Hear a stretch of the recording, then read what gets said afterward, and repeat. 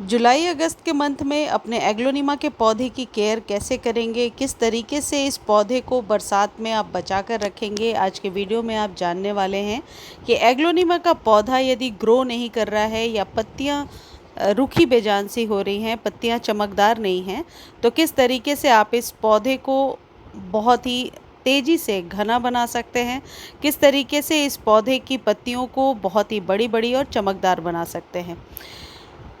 बरसात के समय में एग्लोनिमा के पौधे को बचा कर रखना है, यानी कि बरसात में एग्लोनिमा को कभी भी आप ओपन में ना रखें। यदि आप ओपन में रखेंगे तो उसकी पत्तियां नीचे से सड़ना शुरू हो जाएंगी और ये पौधा धीरे धीरे खराब हो जाएगा। दूसरी इम्पॉर्टेंट टिप यह है कि इस तरीके से पौधे को कभी भी खींच करके ना हटाएं। कई बार इस तरीके से खींचने से जड़ें हिल जाती हैं और पौधा धीरे धीरे सूखने लगता है। हमेशा कैंची की सहायता से कट करके पीली पत्तियों को हटा दीजिए। पीली पत्तियां जो हैं वो फंगस को क्रिएट करती हैं, इसलिए पौधे में लगे ना रहने दें। कई बार ऐसा होता है कि एग्लोनिमा के पत्ते मुड़ने लगते हैं, पत्ते की या पौधे की ग्रोथ बिल्कुल भी नहीं होती है। यदि ऐसी कोई भी समस्या है तो आप इस खाद का इस्तेमाल कीजिए या मेरे बताए हुए ट्रिक्स को फॉलो कीजिए। निश्चित तौर पर आपके एग्लोनिमा के पत्ते बहुत ही चमकदार हो जाएंगे। अगली इम्पॉर्टेंट टिप ये है कि बरसातों में भी अपने एग्लोनिमा की जो सॉइल है उसको बहुत गीला ना होने दें। यदि मिट्टी ज़्यादा देर तक गीली रहती है तो यहाँ से, ये जो मैं दिखा रही हूँ, यहाँ से रूट्स बिल्कुल ओवर वाटर होकर गलने लगती हैं, सड़ती भी नहीं है, गल जाती हैं और धीरे धीरे ख़राब हो जाती हैं। तो बरसात में एग्लोनिमा को बहुत बचा करके रखिए। लेकिन जैसा कि आपको पता है, बरसात के पानी में बहुत ही ज़रूरी मात्रा में मिनरल्स या आप कह सकते हैं न्यूट्रिएंट्स होते हैं जो आपके पौधे के लिए ज़रूरी हैं। तो आप बरसात के पानी को स्टोर कर सकते हैं और जब भी ज़रूरत है तो उसी पानी को एग्लोनिमा में यूज़ कर सकते हैं। इससे आपका पौधा गलेगा भी नहीं और पौधा स्वस्थ भी रहेगा। अगली इम्पॉर्टेंट टिप है कि यदि आप एग्लोनिमा को रीपॉट करना चाहते हैं या फिर आप कट करके इसकी कटिंग को ग्रो करना चाहते हैं तो अभी बरसातों में बहुत आसानी से कर सकते हैं।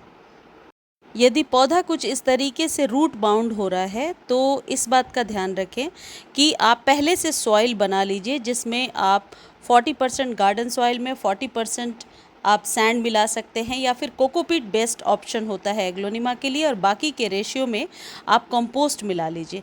और सेम उसी गमले में आप नए सॉइल को भर के बना सकते हैं, पुराने सॉइल को भी यूज़ कर सकते हैं।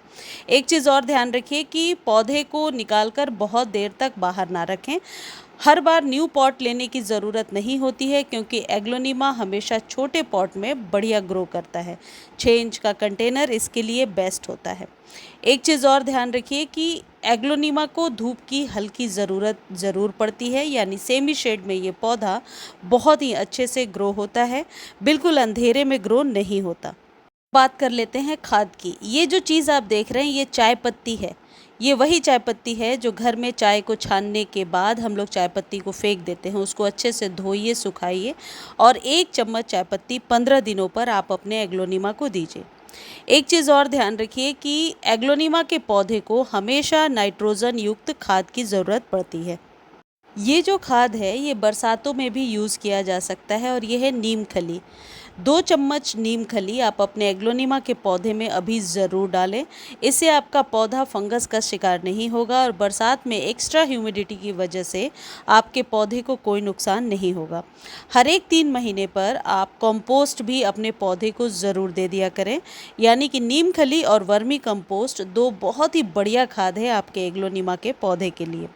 एक चीज़ और ध्यान रखें कि जब कभी आप एग्लोनिमा के पौधे पर वाटरिंग कर रहे हैं तो पानी से इसके पत्तों को ज़रूर धोएं। एग्लोनिमा को जब भी पानी देना है सॉइल को अच्छे से चेक कीजिए। जब तक कि सॉइल आपको 2-3 इंच नीचे तक ड्राई ना नज़र आए तब तक पानी इसे ना दें।